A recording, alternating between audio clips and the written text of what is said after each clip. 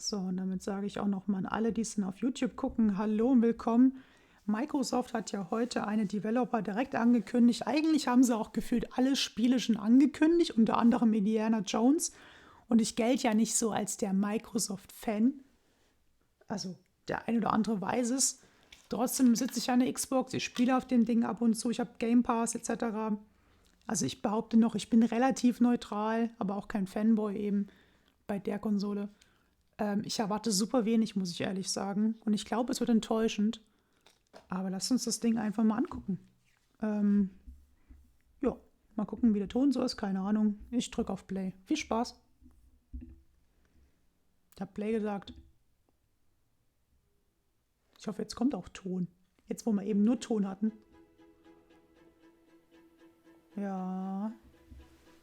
Könnte ein bisschen leise sein. Ich mach's mal lauter.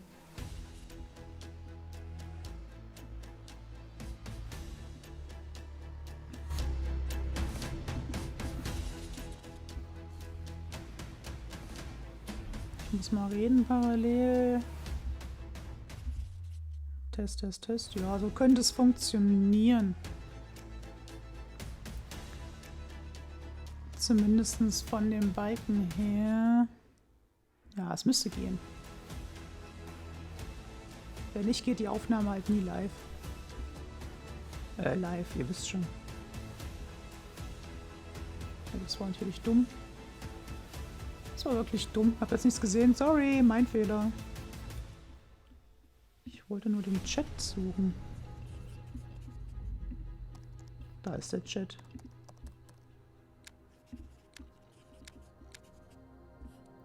So. Auf geht's. Okay, als erstes geht's zu Obsidian. Die Rollenspielmacher, sage ich mal. Fallout New Vegas, South Park Spiel. Früher natürlich noch ein paar andere Sachen. Welcome to Obsidian Entertainment. I'm so proud to share with you our upcoming fantasy action RPG, Avowed. Avowed is an adventure into the heart of the Living Lands, a frontier at the edge of the known world, where you must put a stop to a mysterious spiritual plague and discover a secret at the heart of the Living Lands. At Obsidian, we love creating worlds with deep themes, dynamic gameplay, and thoughtful reactivity. Die Outer And Worlds, Avowed stimmt. is no different. We set out to blend the believable and fantastical to give players a world and experience like no other. It's colorful, it's vibrant, it's strange. It's one of the most incredible settings in the world of Aora. There's going to be a lot of great secrets to discover, one of which has a really personal connection to you as the player character, and you're going to have a great time getting to know those secrets and leaving your mark on the world. And when it comes to encounters, our combat brings the best of the moment-to-moment fun that comes with action-oriented gameplay and the depth and breadth of choice that you get with an RPG. Here to talk more about Avowed's combat is Gabriel Paramo, Gameplay Director. Here at Obsidian, our team's overarching goal is to empower you with choice. So we developed a flexible combat system that allows you to quickly swap from spellcasting and sharpshooting to melee combat. We want to give you the freedom to mix and match your loadout to fit the way you want to play from moment to moment, uninterrupted. For all battles, you can combine a variety of weapons, attacks, and abilities for tactical advantages against a wide range of enemy types. It's not just hacking and slashing. You're making real-time decisions about when to use your abilities, powerful melee attacks, blocks, parries, and special attacks. Ja, du siehst ja auch immer so einen Kreis bei dem Angriff, aus welcher Richtung das wahrscheinlich kommt. With a one-handed wand, it feels quick and snappy when dealing damage to enemies at mid-range. Using the Tanglefoot ability, you can stop enemies in their tracks, giving you the opportunity to focus on weaker or tougher combatants in an intentional and controlled manner. It's important to pay attention to the types of enemies you're dealing with. Some units are extremely defensive, some are brutishly difficult, and others you must make sure you prioritize or their healing capabilities will put you in a tough spot. To help with the different encounters you will face, we provide customizable loadouts that can be quickly switched during combat. That means you can play however you want. Equip a sword and shield and charge into battle. Dual-wield pistols and control the encounter mid-range. Or even dual-wield wands to feel like a gunslinging mage. Naja gut, aber wenn es ein Rollenspiel ist, musst du ja auch die Skills haben. Also wenn du nur auf Midrange-Skill hast, wirst du ja schlecht gut sein im Schwertkampf, oder? Aber es gibt keinen Skillbaum direkt. Players will have ample choices for how to build and progress their envoy in the world of the living lands as they get to know the game and the story and explore the many diverse regions. Some quests in Avowed will have you make difficult decisions with profound consequences. Like this side quest you may encounter in Shatterscarp, the third region you'll explore on your journey through the Living Lands. As you're exploring, you come across the bodies of these fallen soldiers. And as you explore the remains of the battle, it's up to you to determine who, if anyone, is at fault. Just the 4 of us. Manu, Kiri, Naoki, and me. Training under Captain Ruiki. Trying to keep Thirdborn safe. In other words, you're a gang of vigilantes. Not that I'm one to judge. Here. Take my badge. Take everyone's. Our families deserve to know we fought and died for them. Making the right choice isn't always what it seems. We embrace moral nuance and gray areas, trusting players to make tough decisions in complicated situations. Ich würde gern mehr sagen, aber ich will auch nicht zu viel drüber reden. Über die Erklärung. Oder Story. It was so dark. I just got separated from everyone else. Look, I can't face those monsters alone, but I have to know if anyone else made it out. Of course he did. Sergeant Asui never has a thought he won't say out loud. So what did he tell you? That Captain Ruiki was sick? That I was paranoid? That I was a dumb baby? I heard it all often and loudly. Wait, if you found Sergeant Asui, why is he not here with you? What happened? At the end of the quest, you have a choice. When you confront Private Naoki, if you believe the story he's told you, you can hand over the badges and let him go back home. You're right. Real battle isn't something you can prepare for, is it? It's not my fault. No, they should have never have camped in the cave. I'll take the badges. I'm going back to Thirdborn. But if you confront him, if you believe that he fled the site of the battle as an act of cowardice, then he might challenge you to a fight to reclaim his honor. Either way, when you return to town, you'll see the consequences of your actions and the choices you made during this quest. Creating an immersive experience like Avowed is anchored in the world we build. Muss ich auch ehrlich sagen, mal, es ist halt ein Rollenspiel. Also es ist jetzt, ja, es macht nicht jedes, aber es ist ja schon, hätte ich jetzt auch erwartet, dass ich Dialogoptionen habe und entsprechendes Konsequenzen hat. Also. Ja, jetzt geht es ein bisschen um die Welt. Ich glaube jetzt mal drüber. Also man hatte von dem Spiel ja schon was gehört. So ist es ja nicht. Man wusste natürlich, Obsidian gehört ja Microsoft auch schon seit Jahren, 2, 3 oder so. Reicht das? Wahrscheinlich reicht es nicht mehr. Und Obsidian, wie schon erwähnt, die können ja Rollenspiele. Ich glaube, die Outer World war auch das letzte und es kam ja gut an. New Vegas, ja, ich glaube, da spalten sich so ein bisschen die Geister, so heißt das Sprichwort nicht. Ich weiß, ich kenn Menschen, die sagen, es ist besser als Fallout 3 gewesen. Es gibt Menschen, die sagen, es war schlechter. Aber trotzdem gut. Aber sie können es ja. Ich glaube, man weiß auch, was einen hier erwartet. Im Endeffekt. Es wird ein Rollenspiel, es wird bestimmt gut, es wird nicht bugfrei sein. Es wird aber, glaube ich, auch kein 9 von 10 Spiel, sondern 8 von 10, sage ich mal. Und das heißt ja nicht, dass es schlecht ist. Aber es wird, glaube ich, auch nicht jetzt das Spiel des Jahres. Ich kann damit allgemein nicht so viel anfangen, weil ich habe nichts gegen Rollenspiele, ich habe nichts gegen westliche Rollenspiele, aber ganz ehrlich, die Monster, es tönt mich halt null an, sowas. Ich weiß, der Robert, den kennt er ja, so halt mehr oder weniger, für den könnte das vielleicht was sein. Ja,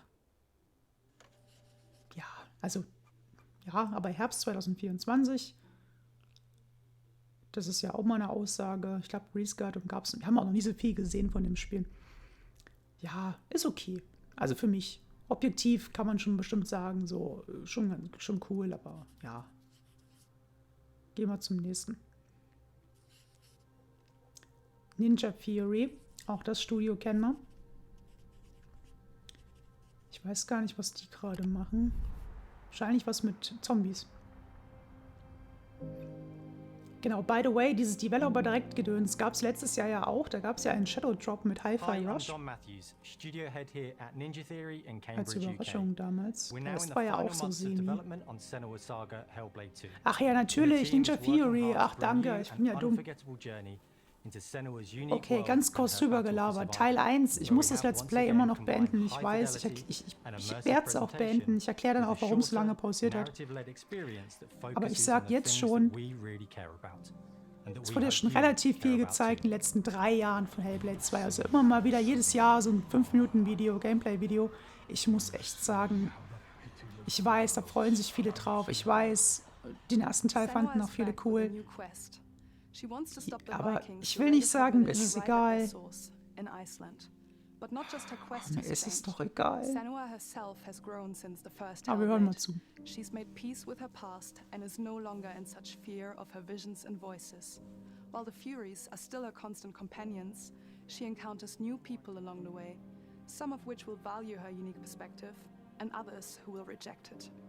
Little by little, this settlement became my tribe.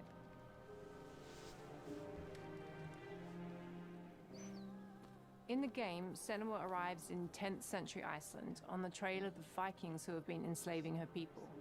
In the story, we're trying to be as faithful to history as we can up to a point, establishing a solid framework and then building more surreal elements on top. Senua will face up to giants who have plunged the land into chaos, and which in turn has seen the rise of the Droiga, a violent threat that has swept through the settlements that she'll discover.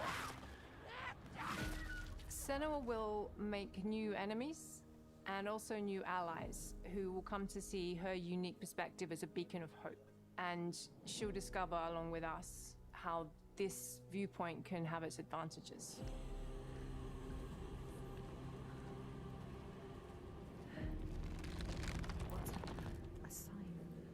Senua is a Celtic warrior who experiences psychosis, seeing things that other people don't, hearing voices and having unique beliefs about the world around her.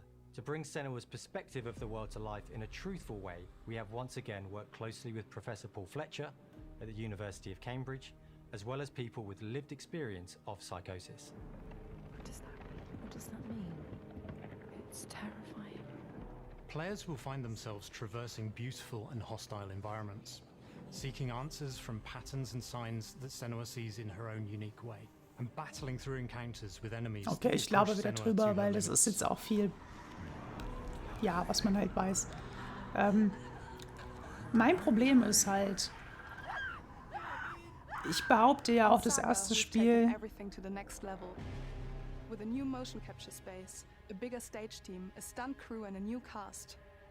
We spent a lot of time planning the motion capture shoots, thinking of what events would be. Das erste Spiel kam ja auch sehr gut an, weil es besonders war, weil diese Psychologie-Ecke, sage ich jetzt mal, von Spielen ja nicht bedient wird. Also dieses Stimmen, die du hörst, gerade mit Kopfhörern, diese Selbstzweifel, diese Dunkelheit, diese Darkness, die dich dann immer wieder versucht zu erobern und so.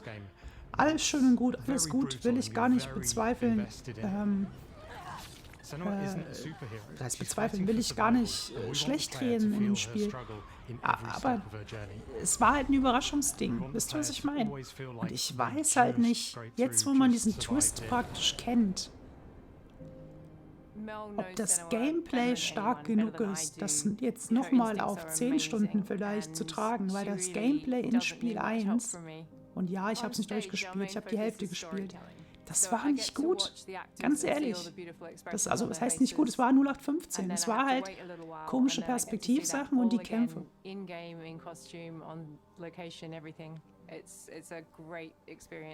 Aber ich will nicht nur meckern, ne? Wenn ihr das Spiel, das sieht zum Beispiel richtig geil aus, ne? Und wenn ihr das Spiel feiert, feiert es. Gerne. Ich freue mich ja, wenn ihr dran Spaß habt. Aber mich kickt es halt ehrlich gesagt nicht. Das sind übrigens echte Bilder, ne? Das ist kein Spiel mehr gerade. Es sah aus wie bei Vikings, die eine Stelle, wo die auch in Island sind.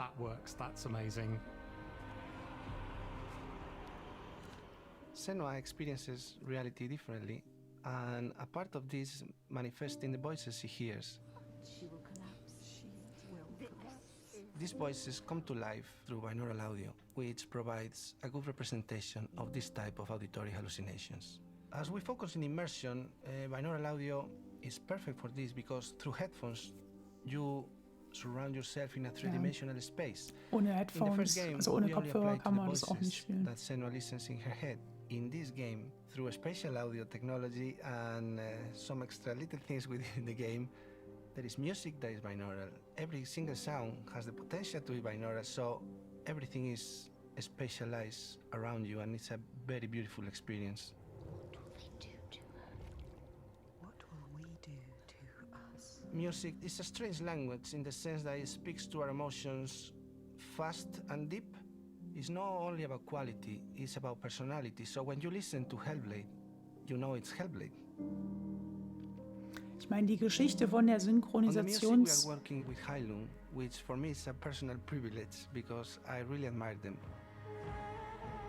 Sprecherin ist ja auch eine geile. Ich meine, im Endeffekt, das Studio hat gesagt, wir brauchen eine Synchrosprecherin. Sie hatte Bock. Und dann wurde sie die Stimme von der Hauptcharakterin so sinngemäß jetzt. And our very own Furies. They sing so beautiful, and we add that binaural touch of music. So this all creates a very immersive Und hat and a dafür very ja auch special and einen unique Preis bekommen. experience.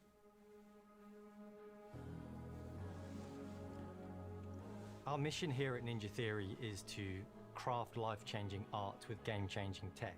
And that's our aim in Senua's Saga Hellblade 2, is to not only see where Senua goes next, but to deliver something really meaningful for our players.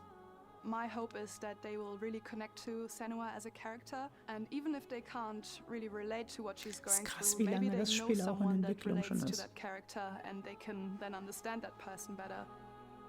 Würde das erste, würde das but irgendwas in a erste way I'm große Senua, Unreal Engine 5 right? Spiel, glaube ich, She werden. Wenn ich exists gerade and nichts doesn't. übersehe, It korrigiert exists mich through gerne in all den of our work, Kommentaren oder im through every Chat. ninja. So we all are Senua, and we are creating this character that grows and grows and grows and grows and keep growing and keep changing. So that makes it real. Die I'm so Augen. proud of the love, care and passion our team here at Ninja Theory are putting into Senua's Ja. Saga Hellblade 2. Our hope is to not only create a game that is great to play, but to craft an experience that leaves you thinking and feeling. From our combat gameplay through to our action set pieces, from our cinematic scenes to our puzzle solving, everything is crafted in service of Senua's journey. A journey that you can embark on May 21st. May 21st, 21st, ja, 21. Mai. Ja, war auch, glaube ich, noch nicht bekannt, ne? Das wird ja auch langsam mal Zeit, sagen wir mal ehrlich. Ich bin gespannt. Es wird, glaube ich, gute Wertungen kriegen. Ich glaube, die Leute werden sagen, es ist zu lang. Und ich glaube, das Spiel wird relativ schnell wieder verschwinden aus der News-Bubble, weil ich nicht glaube, Unknown User Guest, weil ich nicht glaube, ganz kurz noch zu Ende gedacht, bevor der Überraschungsspiel kommt. Sieht bunt aus. Square Enix. Oh, mal gucken. Weil ich nicht glaube, dass das Spiel... Na gut, kommerzieller Erfolg bei Microsoft ist ja egal durch den Game Pass. Ich wünsche es ja... irgendwas sagt halt, mein Bauchgefühl sagt, Hellblade 2 ist mehr so wird ein Liebhaberding. Greetings, Xbox players. My name is Masaru Oyamada, producer for the Mana series here at Square Enix. 聖剣伝説ビジョンズ・オブ・マナの情報を Xbox ユーザーの皆さんにいち早くお伝えできる機会をいた Visions だ of けて Mana. Ja, okay. 大変光栄です。コンソールゲームとしては約 Ich laber jetzt mal drüber, ihr müsst eh lesen. Visions of Mana ist ja praktisch das neue Spiel von Secret of Mana und so weiter. Und wurde ja auf den Game Awards angekündigt, wenn ich mich nicht täusche. Und anscheinend hat das jetzt Microsoft für ihre Developer direkt eingekauft. Das ist also Hi-Fi Rush im Jahr 2024. Genau, gab es noch ein paar Manas mehr, so viele wie da gezeigt wurden, hätte ich jetzt nicht gedacht. Ich dachte vielleicht 4, 5. Gab ja welche, die auch lange dann in Japan geblieben sind und nie nach Europa kamen. Oder Amerika. Ich bin auch der Meinung, dass es ein Multiplattform-Titel ist. Aber mal gucken.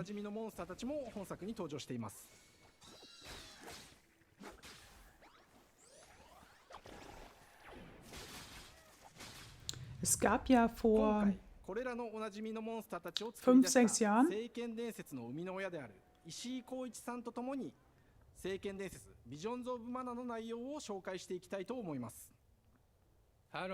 ein Remake. I am so happy to introduce the newest game in the Mana series to Xbox players. 初期の頃からシリーズ作品に登場しているモンスターたちは私が考案したものですが、中には小学生の頃、 Okay, ich muss drüber labern, sorry wieder. Schreibt es in die Kommentare, wenn ihr das zu nervig fandet. Es gab vor 5, 6 Jahren gab es mal ein Remake. Ich glaube, es war nicht, doch es war sogar Secret of Mana, oder? Es war nicht Trials of Mana? Ich glaube, es war Secret sogar. Und ich weiß, es war damals sehr mittelmäßig von den Rezessionen und Kritik. Ich habe es nicht gespielt. Ich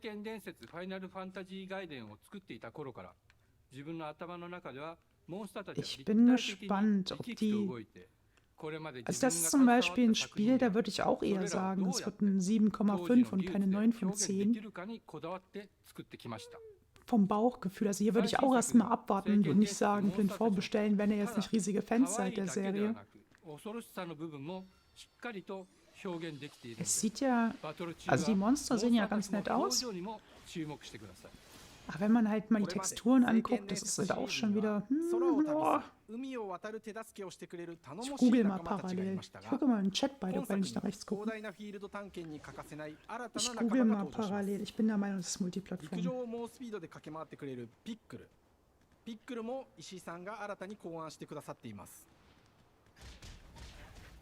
新たな仲間を考えるにあたっては、 Ja, PS5, PS4, Xbox und PC. Sagt ein Quick Search. その上で、ヨークシャテリアの毛並み、見た目はアルマジルによく似た仙山港や古代エジプト神のアヌビスの子供といった具体的なイメージが浮かんできて、それぞれの特徴を取り入れながらラフデザインを書き起こしました。デザイナーにもアイデアを出してもらいながら、足の長さや丸まった時のイメージなど、 Ja, okay, das mit dem Matschig nehme ich vielleicht ein bisschen zurück, aber... Also matschig stimmt nicht, aber ich finde halt... Ja, das ist natürlich auch der Artstyle, aber ich finde, dieser... Also du kannst ja auch in so einem Artstyle irgendwie... Detailgrad, Schärfe, ich weiß nicht, wie ich es nennen soll. Ich finde es irgendwie... Es sieht halt aus wie ein gutes Switch-Spiel, sage ich mal. Mir ist Grafik ja eigentlich ziemlich Wayne, aber... Ich hätte mich heute im Kopf vom Kragen, ich sehe das schon. 3. Spiel und ich bin wieder am Nörgeln. Aber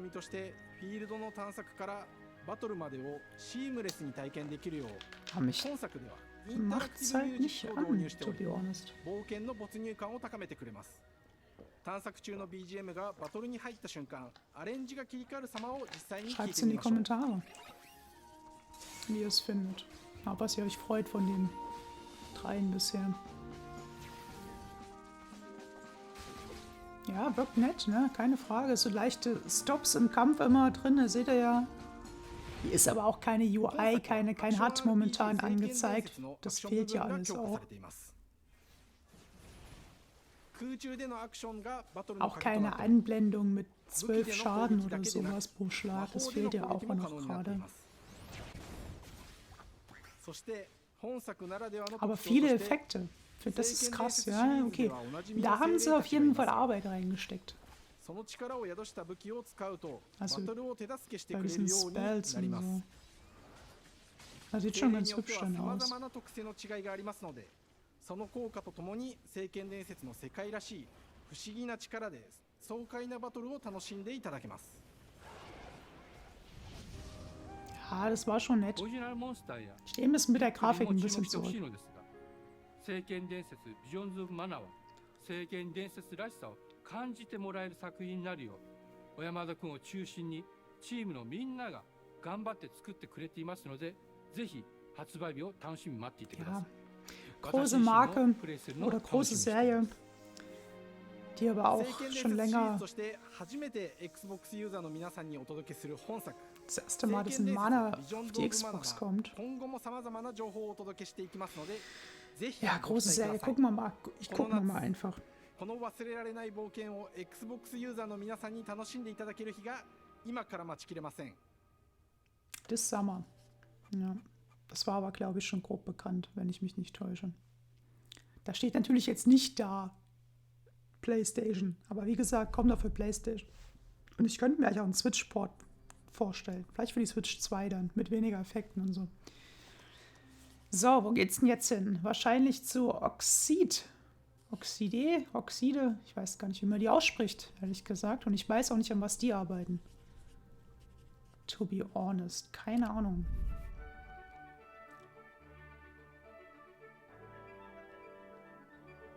Die sagen mir gerade gar welcome to nichts. Oxide Games. We founded the studio in 2013 with our decades of personal experience building some of the most beloved strategy games of all time, like Civilization V. We came together to create something new and innovative in a genre we all love. Okay.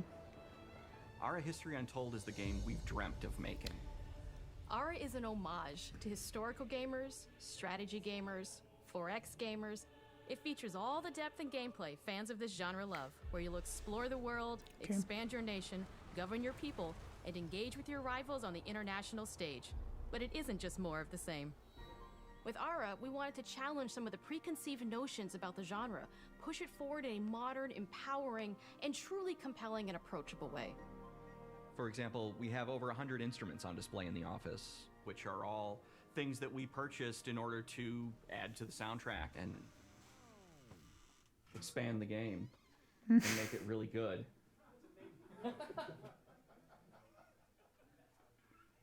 Hi, Dan. That's Dan. We started in his basement. Ich glaube sogar, das war nicht mehr gespielt. Das war gut, das war wirklich gut. Moment der Direct bisher. Game engine, questioning our design assumptions and prototyping out features, rediscovering what made us fall in love with strategy games in the first place. The end result is Ara, the historical grand strategy game that presents a living world where you can rule how you want to rule and chart your own path to becoming the most prestigious nation on the planet. For Ara, we knew we needed deep systems with outcomes that encourage exploration and give players the power to experiment and make meaningful strategic choices while still having agency over their playstyle. We also wanted to explore more in different parts of history and give players from around the world the chance to see the game reflect their unique perspective and not just ours. And finally, we knew that for players to feel the impact of their decisions, they would need to see their choices reflected in the game world itself, not just through numbers on a menu. One of the first differences you'll see when you dive into Ara is what we call the living world. It's a procedurally generated alternate Earth, bursting with life, an intuitive, authentic, and immersive space, a blank canvas for players to paint the society of their dreams. Prozedural generierte Welt, die sich anpasst an deine Handlung. Wahrscheinlich so, Tiere sterben aus und wahrscheinlich. To cultural influence on architecture over time, to the thousands of citizens living their lives and reacting to the changes.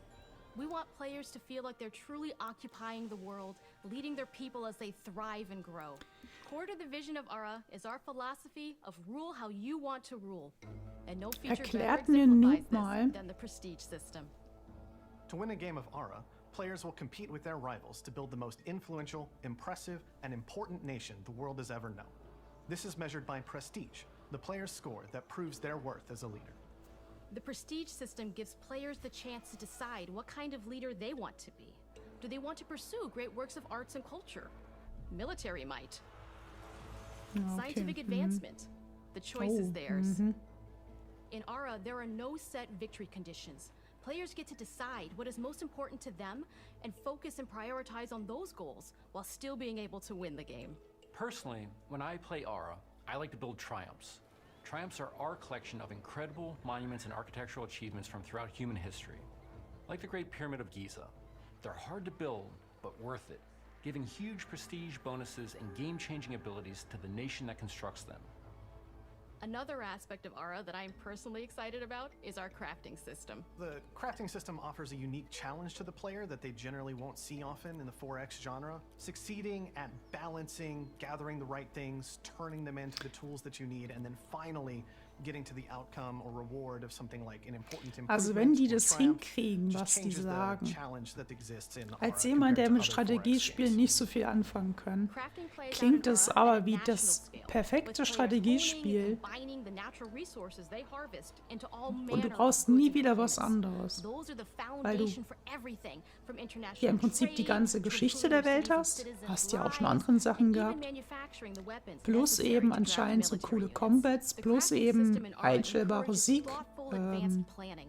It rewards Also wer players who gewinnt can anhand see the von was? strategic outcome of all their collected decisions and not just the individual Dann noch ones. diese I'm proud of the work that's Welteinflüsse. gone into our simultaneous turn system. Das ist Many strategy rundenbasiert, games have okay, players ja, das alternate war's taking aber. turns and reacting to their opponent's moves. In Ara, all players' actions are resolved at the same time. This rewards Okay, players' ability to navigate simultaneous, uncertainty, deswegen, to ja. predict and strategically plan for a variety of Aber haben scenarios auch schon ein in paar moment. gemacht, das This habe ich system sogar makes Ara mitbekommen. just feel more real. In a typical strategy game, once your turn is finished, you have to wait for a long time. With simultaneous turns, generally speaking, those times are very low. You get to keep playing the game and stay engaged. Aber wie rather machen than das having those Spiele? Wenn periods of jetzt zum downtime Beispiel where zwei you're not doing anything. Fronten aufeinandertreffen, der eine geht so, der andere geht so, laufen die ja dann doch irgendwie. Also wenn die simultaneous laufen. Das kann ja auch Nachteile haben, oder nicht? Where this approach really Noob-Fragen. shines is in our leaders. Leaders are so often seen as Ja, Leaders military kennt man ja auch aus Civ. prominent government figures. But leaders come in so many Sieht man different ja hier forms. auch wieder. They're thought leaders, scientific and cultural prodigies, and many more. Kopernikus. Each leader in Ara has a number of special abilities ist ein determined by their Feuerwerk von personality Aldi. traits, as well as a powerful and unique leader trait informed by their contributions to world history. With a diverse global roster, we know players will find leaders that they will want to play. And even a few that may surprise them with how fun it is when those leaders are handed the reins of power. Ich will Angela Merkel spielen. For us at Oxide, player feedback is the only way to really understand what you're making. It gives us that priceless perspective from the people we're making Ara for, you. Building the game alongside real players has given us that critical player feedback. In the end, we believe this makes for a deeper connection between So, the was players sagt ihr? and the game. Xbox ja One oder of my nein? favorite examples is when we first introduced the concept of dangerous wildlife to the game. It turns out, in our first iteration, it was maybe a little bit too aggressive or disruptive. We knew we should Spannend. probably make a change when one of our insiders made a forum post that was just, Cougars, cougars, Cougars, I hate cougars! "Someone get these feline demons away from me." I'm happy Das ist to ja report, lustig. based Kennt on man more das aus recent anderen feedback, Spielen? that I Aber ist think ja we ended auch up in a good Käse. place with the Also im overall threat level Mittelalter. of mountain lions to a player's citizenry. Ja, okay. It's Aber been dass eine years of Herde, hard work to bring eine you a Herde strategy Tiere experience Menschen like no kaputt other. macht, also das ist, we're glaube so ich, auch excited that we can im finally see Mittelalter the schon finish nicht mehr line. passiert, oder? We can't wait for players to get their hands on the Korrigiert game mich, ich habe later keine this year. Ahnung. Aber es But ist the launch nett, of so Ara ist es is nicht. only the beginning. We are Aber going die to dürfen maintain natürlich our nicht auf insider Realismus program after setzen the und dann release kommt date eine and Herde continue to listen to players and support the Ochsen game into the future. On und behalf macht of die Stadt everyone at kaputt. Oxide Games, thank you for joining us today. We can't wait for you to play Ara and to create your own history. Ha, nur PC. Herbst 2024. Bin ich aber mal gespannt, wie das ankommt. Auch wenn es mich persönlich 0,2% gefühlt hypt, ist nicht mein Genre. Und das wird hunderte Stunden Zeit fressen. Aber naja, egal. Ist trotzdem bisher lustigerweise mein Highlight noch von den bisher gezeigten. So, und jetzt kommt meiner Meinung nach das, was wahrscheinlich enttäuschen wird. Aber mal gucken. Ich bin so skeptisch einfach. Välkommen till Uppsala, Sverige, här hos Machine Games. We are really excited to finally be able to share our work on Indiana Jones. Since the first film came out, Indiana The Jones Lost has Ark. always represented the ultimate Temple adventure. of Doom. Even today, it's one of the most iconic franchises in pop Last culture. Crusade. Na, zeigt In er, this zeigt er? game, Nee. you aren't just playing as Indy, you are Indiana Jones. You will see through his eyes and experience a journey that we hope lives up to the proud legacy Das of ist Indiana übrigens Jones. der Grund, warum ich When denke, es Todd wird Howard first schwierig, told dass us es about geil his vision wäre. for the game, Weil we First knew Person. we would be a very good fit to help bring it to life. I've wanted to make an Indiana Jones game Ach hier, forever. Todd, da ist I er auch. had this idea for what it would be like and the story, what Indy was going after, what period of his life it was in, what kind of arc he was going to have. And as the years went on, I thought, who would be like the best studio in the world to make this? And it was my friends at Machine Games. Ja, aber stellt euch das doch mal vor, ein Indiana Jones Spiel. Wann, was denkt ihr? Richtig, Uncharted oder sowas. Und dann First Person? Warum entscheidet man sich für First Person? Es soll doch kein Shooter werden. Oder ein Dishonored oder so. Aber mal gucken. It's been a long time. I've been a fan of this my whole life, and I couldn't be more excited to show you what the team here has been up to. Let's take our first look at the new Indiana Jones game. Jetzt bin ich gespannt, ey. Grafisch wird es bestimmt gut, aber Gameplay. Dr. Jones. Dr. Jones. While you were playing your pointless game, I was playing you. You're wondering if maybe you should have built yourself a life of meaning instead of ending up here, dead and forgotten in the sense of Africa.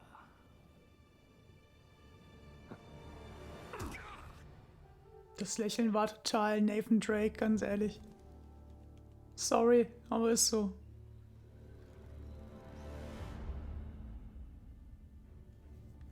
Myths. History. Just different ways to interpret the past. Thousands of years of humanity's thoughts and beliefs, scattered and buried. Just waiting to be found. Can't just run away from your problems, Indiana. Okay, in den Cutscenes gehen sie in die Third Person. Das kann ein bisschen immer die Immersionen zerstören. Eieiei. Throughout history,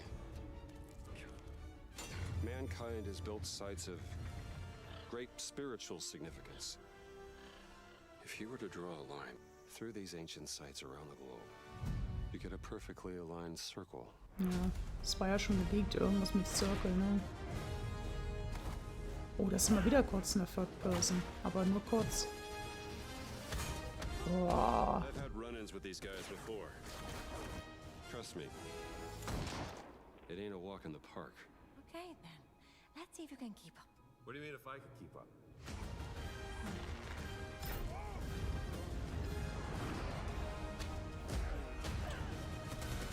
Nee.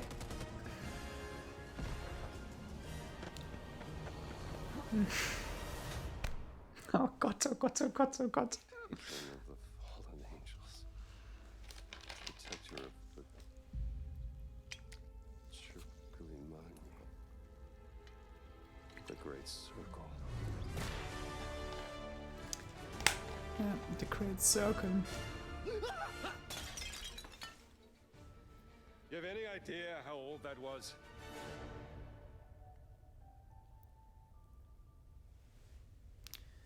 Okay, passt auf, bold prediction. Indiana Jones. Das wird nix. An iconic character, and he means so much to so Ey, many bitte people. schreibt's, bitte schreibt's in die Kommentare, wenn ihr sagt, das ist gut oder schlecht, weil mich wird's interessieren. Ich bin ja auch kein Indiana Jones Fan. Vielleicht raff ich deswegen nicht, wie cool das gerade ist. Mag sein.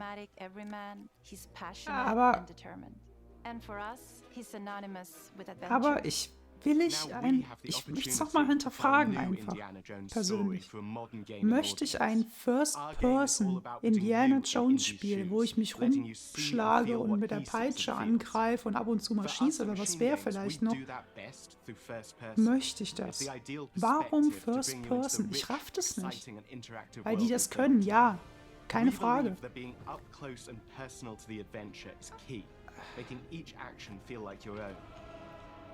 Ja, weil die Immersion stärker sein soll. Die begründen es gerade so ein bisschen, aber nein, ich finde gerade Rätsel in First Person, nein. Also nicht solche Uncharted-Rätsel. Much more intense in first person. Oh, sorry, wenn ich But we hate, still aber want you to have those moments. Seeing his iconic silhouette with the hat and the whip. And so for things like cutscenes and environmental traversal, we pull the camera back for a third-person view. what the fuck? Indiana Jones and the Great Circle is set between Raiders of the Lost Ark and The Last Crusade. When our game begins, Indiana is working at Marshall College. Story, ich blaber mal nicht. He wakes up in the middle of the night to the sounds of a break-in and rushes to confront the thief in the college museum. The mysterious giant of a man makes off with what seems to be a historically insignificant artifact, sparking Indiana's curiosity. Who the hell are you? Following the trail, Indiana heads to the Vatican, hoping to learn why this particular relic was stolen, and discovers that things aren't what they appear. He starts pulling at the strings of a mystery, and it all unravels until he has no choice but to see it through to the end, whatever the end may be.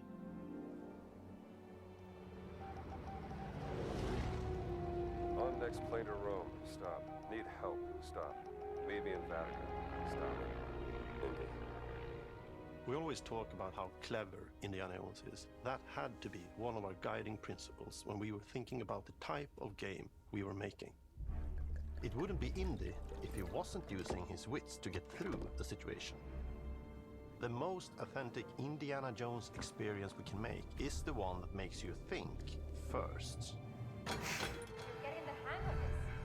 Sure, there will be some obstacles that will be more easily overcome with the revolver or a gun taken from a disarmed guard. But I think most of the time you'll have more fun, and to be honest, a more genuine indie experience by finding more clever ways to solve a problem. We always want to be offering more solutions, whether it's trying a different path through the environment to get around enemies, observing enemy patrols and using them to your advantage, or using the tools at your disposal, like the whip. It's an amazing global adventure, with action propelling you through your journey. We have these really diverse environments for you to explore. Indy's journey will take him to the forgotten temples of Sukhothai, the pyramids of Egypt, Concept the arts. snow-peaked Himalayas, and beyond. We look carefully at each location and the time period the game is set in, and we're trying to make it as authentic and accurate as possible. We love creating rich, vibrant worlds, and in this game, we also had the goal of making it feel like a true cinematic Indiana Jones adventure. One of the biggest ways to do that is with the music. John Williams is the original composer for Ja, the okay. indie films. Da laber ich We're wieder mal really drüber. lucky to have found Gordy Hub, a Leute, composer who's been able to capture wenn Williams' ich essence with his score for the Great sage, Indy hat ein cooles Schema mit dem Hut, mit seiner Peitsche vielleicht noch in der Hand, das zeigen wir ab und zu. Und wenn ich dann sage, wenn ich jetzt so einen Begleiter hochkletter oder eine Stange, dann gehe ich in die Third Person. Ganz ehrlich jetzt mal, warum entscheide ich mich für First Person, wenn ich so argumentiere und sogar im Gameplay rausgehe in die Third Person? Also ich will es ja nicht nur schlecht reden. Es tut mir echt ein bisschen leid, dass ich so ein Mecker-Arsch heute bin. Aber das finde ich einfach nicht. Ich weiß nicht, ich finde es blöd. Ganz ehrlich. Ich finde es blöd. Macht mir ein gutes Indie-Spiel. Ich habe Bock drauf. So ist es ja gar nicht mal. Ich mag die Uncharted-Spiele total gern. Macht es genauso wie ein Uncharted mit weniger Geballere. Und ich kauf's und spiel's und keine Ahnung.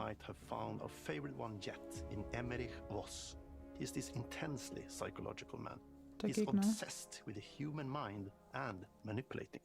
He's highly intelligent and the perfect foil for Indy. They're both brilliant people, compelled by their passions. Und ja, die haben gesagt, du kannst auch Dinge durch verschiedene Arten lösen, aber da denke ich halt wieder an Dishonored oder andere Spiele. Aber ich glaube nicht, dass du Rätsel mit Gewalt lösen könntest. Das klang jetzt eher nach Kämpfen. Mit Gewalt oder Schleichen. One of our mottos for Indiana Jones and the Great Circle is adventure first. But in every indie adventure, there are always those moments where he finds himself in the action. That's been one of those balancing acts for us, and we've ended up with this sort of hybrid experience that mixes melee combat, stealth, and gunplay. How you approach Gunplay any haben wir given noch nicht situation gesehen, is up ne? to you. You may choose to sneak around an enemy patrol, or maybe you'll just pick up a shovel and whack them on the back of their head. And when you can't use your wits, you got Indie's most iconic tool. Just like you see in the movies, one of our goals has been to make the whip as fun and multi-purposed as possible. We want it integrated into every aspect of the game. You can use it as a Skill traversal Tree tool to für make your Whip way around the Incoming. environment. Da wieder, warum You can gehe use ich it as in a die distraction. Third Person?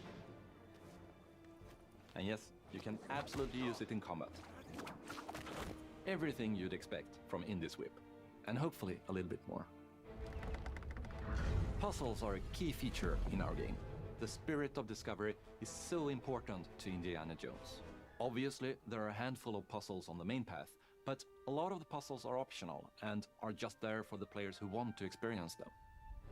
Epic traps, small secrets, and hidden puzzles that blend right in with their surroundings. One thing I love about our game is the level of interactivity that we have. We have this world of mystery where anything could potentially hide a secret. The more you look, the more you'll discover.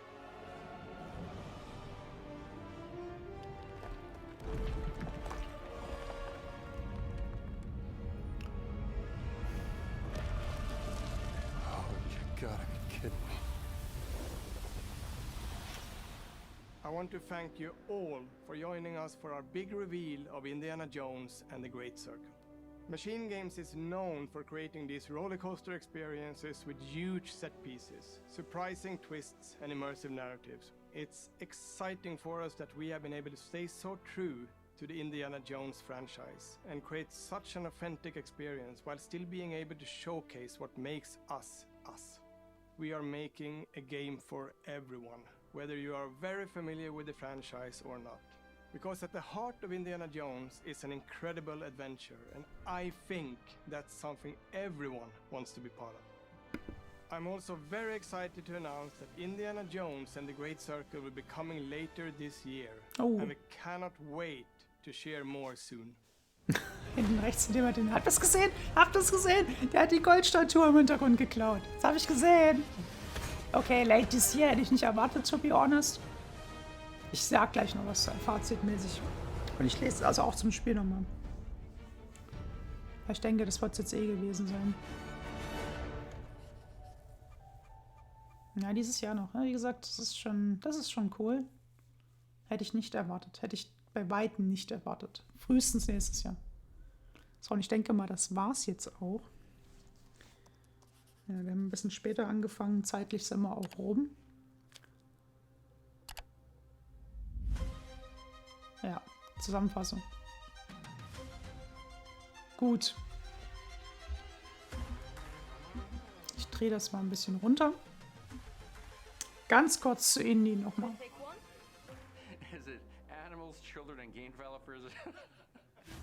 Ja, sorry, ich laber jetzt drüber. Tut mir leid. Our mission here at Ninja Theory Machine Games, die Indie-Macher, haben bisher gemacht Wolfenstein, The New Order, Wolfenstein, The Old Blood, Wolfenstein, The New Colossus und Wolfenstein Young Blood. Gute Spiele. Will ich gar nicht bezweifeln. Kamen teilweise gut bis sehr gut an. Ich glaube, irgendeins der Wolfenstein-DLCs kam auch nicht so gut an. Aber ihr kennt das Gameplay, glaube ich, grob. Und ihr könnt es euch vorstellen bei dem Wolfenstein. Die haben, storytechnisch waren die gar nicht schlecht hier mit dem... Ja, ich komme auf den Namen vom Haupthelden nicht. Auch die Frau in dem Zug und solche Geschichten, diese Nazi-Frau und so. Das können die. Ich würde auch behaupten, dass Indiana Jones rein storytechnisch von der Immersion, muss man noch ein bisschen leise, sicherheitshalber, das wird, glaube ich, auch nicht schlecht so. Ich glaube, die Story können sie erzählen. Aber ich glaube, alles andere... Ich glaube nicht dran. Sorry, ich glaube nicht dran. Wenn ihr das...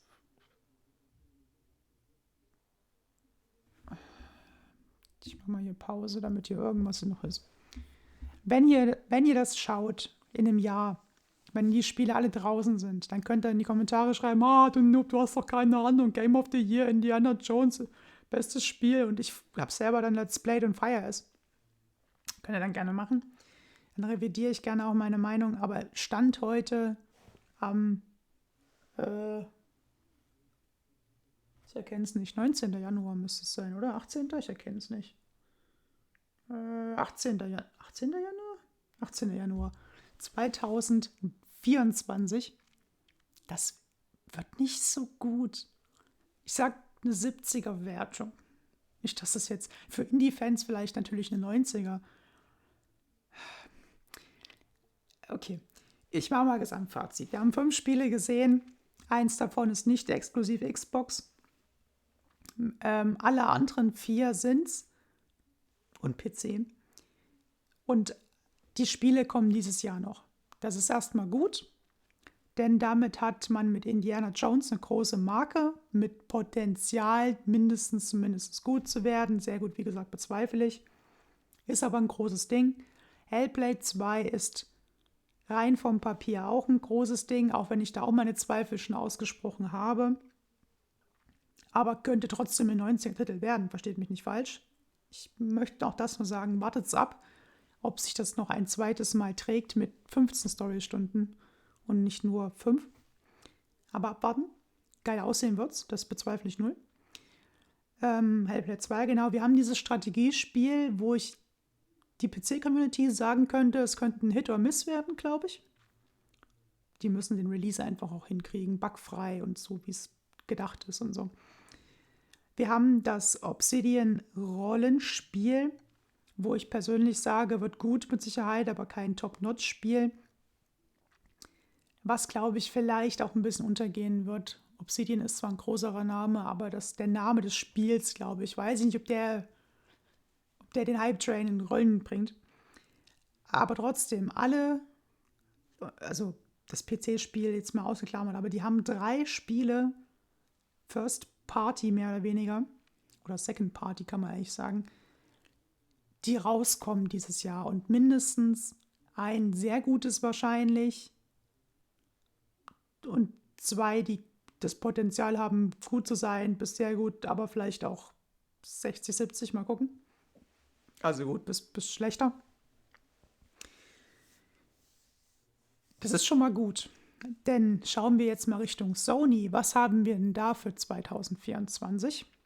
Final Fantasy VII 2.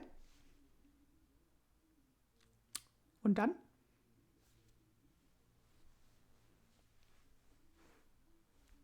Ich glaube, es gibt noch eins. Ich glaube, irgendwie im Gefühl sagt mir irgendwas, aber vergesse ich gerade. Ich könnte jetzt in mein schlaues Telefon gucken mit Spielen, die ich da immer so drinne stehen habe, die mir grob sagen, was ich noch so erwarte oder was ich mich freue mit Release. Damit ich hier nichts vergesse. Ich sehe nicht mal was. Nee, ich sehe nichts. Aber da kommt wahrscheinlich vielleicht noch was. Aber momentan, rein davon würde man sagen, 24 könnte stärkeres Microsoft-Jahr werden, gerade weil 23, to be honest, nicht so geil war. Forza Motorsport. Und ich zähle jetzt nicht jedes Spiel auf. Starfield, ihr kennt's, ihr wisst doch selber, ihr habt es doch mitbekommen. Hat auch, naja, ich sag mal, war jetzt auch nicht Game of the Year.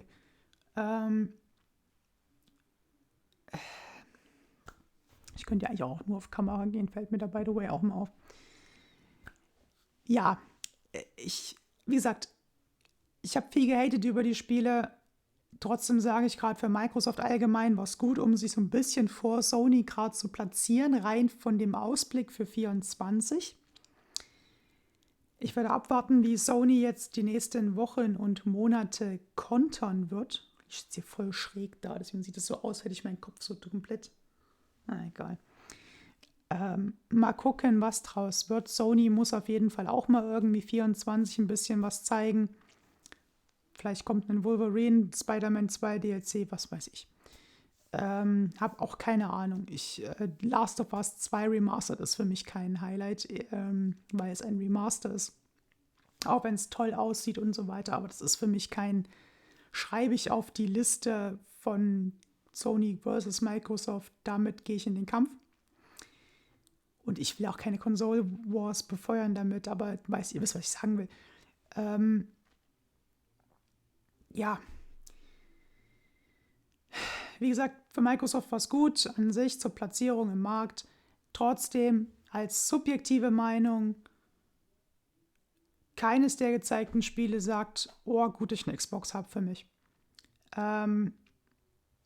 Hellblade 2, ich habe Teil 1 ja nicht beendet, werde ich, wie gesagt, noch machen auf dem Kanal hier.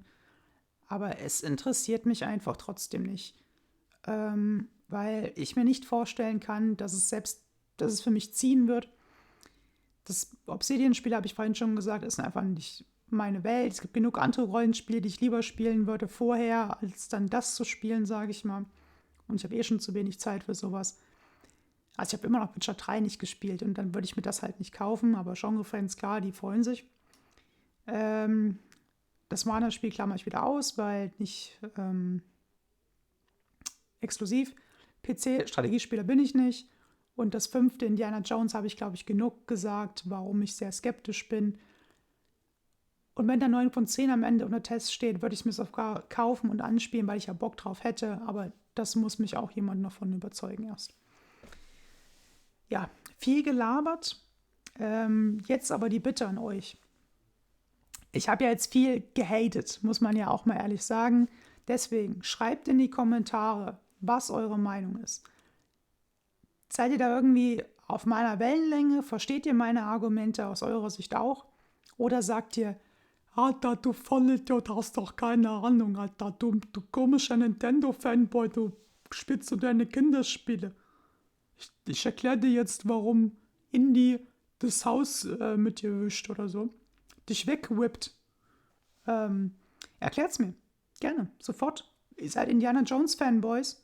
Schreibt's in die Kommentare. First Person, Beste, was sie machen konnten, weil interessiert mich. Ohne Scheiß, interessiert mich. Meinungsaustausch hilft, wenn es auch konstruktiv ist, immer, um sich weiterzubilden. Also schreibt's rein. Freut mich. Bin gespannt. Und ansonsten, wenn ihr trotz des Gehates durchgehalten habt, lasst ein Abo da und so weiter und so fort. Guckt euch die anderen Sachen an. Und ja, vielen Dank fürs Zusehen. Und mal gucken, wer die nächste Direct hier rausfeuert. Ich tippe ja, ich sag Sony wird als nächstes. Als nächstes kommt Sony. Weil ich glaube, Nintendo, da gibt es zwar, glaube ich, immer eine Februar-Direct. Ich glaube, Sony muss mal wieder. Und die wird bestimmt auch richtig beschissen, weil State of Plays von Sony sind 4 von 5 sind Kacke. Oder zumindest höchstens okay. Aber das gucken wir uns dann an. Und erst bei der nächsten Nintendo Direct darf ich dann wieder Fanboy-mäßig alles bejubeln. Gut, von daher, wie gesagt, macht's gut, schreibt Kommentare und schaut beim nächsten Mal wieder rein. Ich sag danke und auf Wiedersehen.